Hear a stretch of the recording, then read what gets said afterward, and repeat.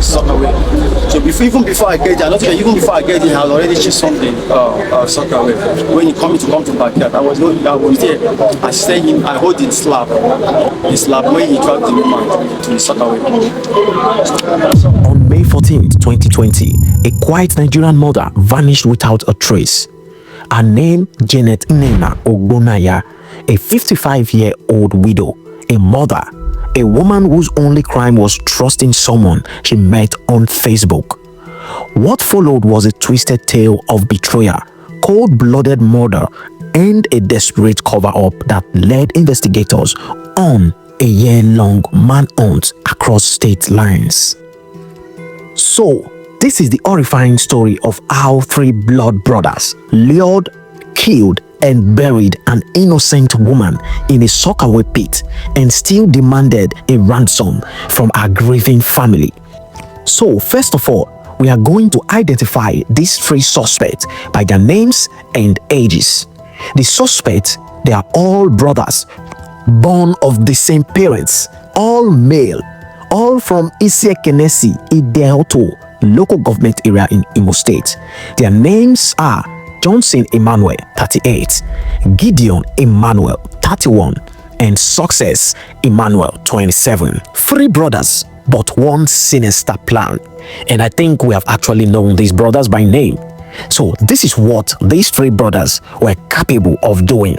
It all began when Janet Nnenna Ogbonaya, a widow from Ozuetem in Bonde, LGA of Abia State, received an innocent invitation. Johnson Emmanuel, whom she had met on Facebook, invited her over to his house in Gwagwalada, Abuja. It seemed harmless, but it wasn't. When she arrived, she was welcomed, but she was never going to leave alive. That is to tell you how cruel this world can be. Investigations by the Nigerian police force revealed that Johnson laced a serving of yogurt with sedative and offered it to Janet. Moments after she drank it, she lost consciousness, and then they killed her. Coldly, quietly, no witnesses, no struggle. Then, in an act that could only be described as pure evil, they stuffed her lifeless body into a Soakaway pit at their residence in the Wumba district of Loko Goma, Abuja. And still, they wanted more. They used her phone, they called her son and demanded a 5 million naira ransom. Her son Chinedu Ogbonaya received the horrifying call, but something didn't feel right. His instinct kicked in. He reported the matter to the police. The Intelligent Response Unit of the Nigeria Police Force swung into action. They tracked every lead, analyzed every digital trace, and slowly, the brothers' lies began to unravel. When they sensed the heat, the suspect sold off the house where the crime was committed. They repented the Toyota Highlander Jeep Janet had come with. They forged documents and attempted to transfer ownership of the car to Johnson. It was a full-fledged operation, a desperate attempt to erase every trace of what they had done. But these people underestimated the tenacity of Nigerian police. After nearly a year on the run, the brothers were tracked down in their own town, Itehato, Imo State, where they had gone into hiding. When the officers finally apprehended them, the story that emerged was nothing short of chilling. During interrogation, they confessed Janet was dead, had been for months. They led the police to the house, to the pit, to the Eden grave. On June 4th, 2020, the decomposing body of Janet Nnenna Ogbonaya was exhumed from the Soakaway. Pathologists from the University Teaching Hospital in Gwagwalada were on site. The body was taken for forensic examination. Justice was now in motion. The Inspector General of Police at the time, Mohammed Adamu, praised the officers for their thorough work. He reminded Nigerians that no criminal act will go unpunished, no matter how far suspects run or how deeply they try to hide their crimes. But this case left the nation shaky. A Facebook friendship turned fatal, a mother's life stolen, 3 brothers with blood on their hands. And for what? For money, for a car, for greed. Janet Nena Ogbunaya's story is one of betrayal, injustice, and a reminder of the dark side of trust in the digital age. It is also a call to all of us to be vigilant, to be cautious, to report suspicious activities.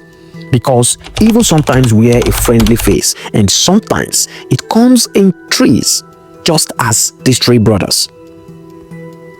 This is Africa Today Crime, bringing you the untold truth behind Nigeria's most shocking crimes. Please subscribe, share, and stay alert, because justice starts with awareness. I'm from Imo State, Delta South. I'm living at Port Harcourt. 2 years ago, I came to Abuja in 2018. I know Mrs. Jen Onaise. She's 2 years now. We have been dating. She's 2 years. And I know her from Facebook because we have a big source group. As I met her, I saw her as a mother in Israel. So I've been chatting her. She don't know that I worship in the same church. Then we have been started for 2 years. Anytime she get me, she called me. She always come to my house. I'm not a kidnapper. Anything that happened to me, I don't really know. Anytime she came to my house, she always, after I stay with her, we say finish, make love, she always go. When I ask her to pass, she never seen pass her before. So on 14th last month, she visited me. Then after she visited me, I went to, they called me at Abuja Junction. Really, I did this car was great. Anytime she will see, I'm always there, this car, she enter the other side. She really, we are going to say, don't want me to take me to the place, I should go to my house direct. I said, okay.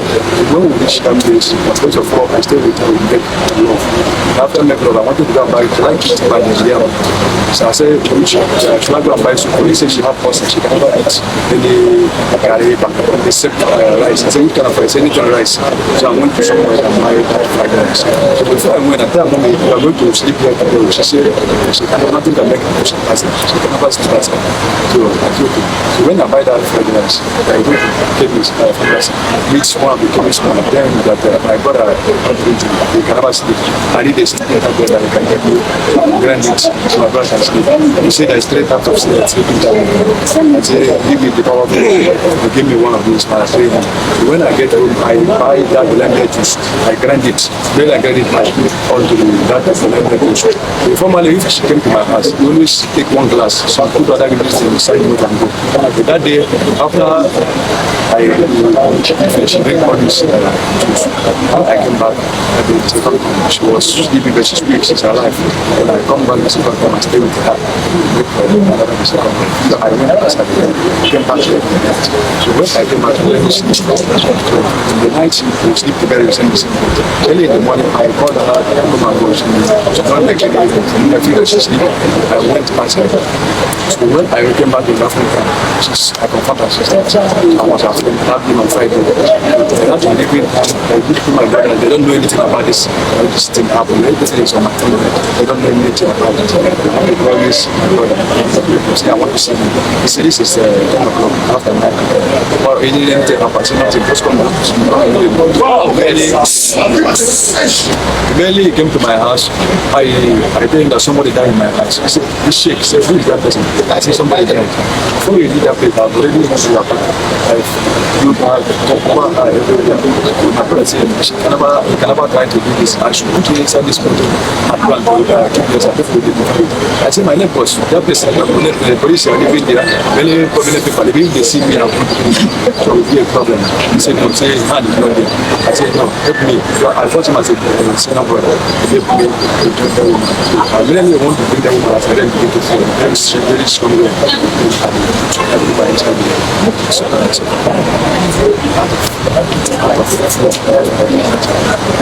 The lady not doing anything. She said, I don't know that she I have about 4 feet. So before I did that, then that one 2 feet, 2 feet square. Anytime when I do like the commodity 2 feet, commodity sheet. But then that 2 feet, I remove. The mail I go and buy a bag of rice in the morning. To only make carry it over in the morning. How about cement? I buy half bag of cement. Then buy sand, just over the that's a half. Then after that, if I don't decide I will stay to that place, I begin to buy that place. I begin to tell people I want to sell my house. I want to go and look for a couple. Until I get somebody that bought that place. I sold that place. I'm not staying that place. I travel place. Like this one I don't know anything about. This one at that night, this thing is pulling me like it. You don't know what I killed the woman and put her in the bed. The woman that's what I think. And then if I keep this motor, then I decided that if I do motor, I want to use it. I don't want to sell it. So they are looking at them to for the outside of them.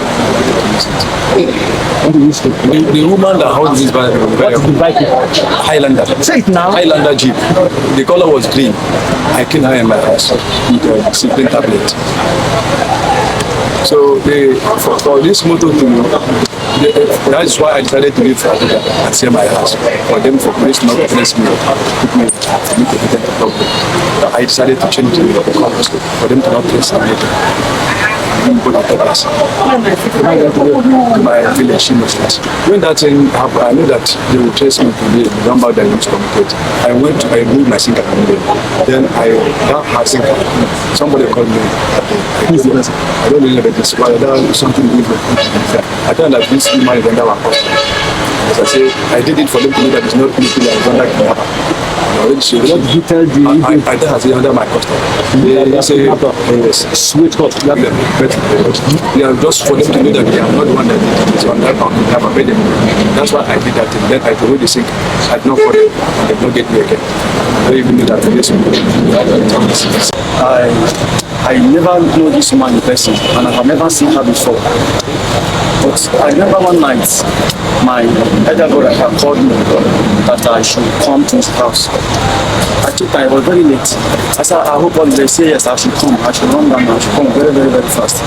I was thinking he's in trouble. Like now, it's around that his place. On his way, when I get to his stomach, I saw one green Highlander part.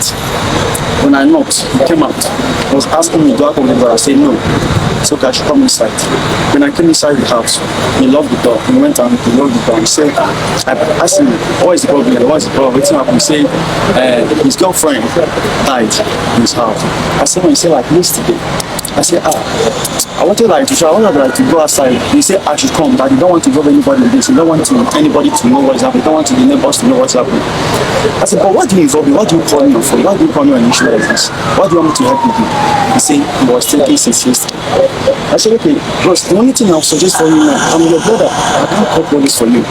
I can't do anything.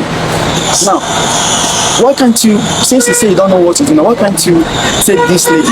Now, before then I asked him, who is the owner of who parked the motor there? He said, the woman came with the vehicle.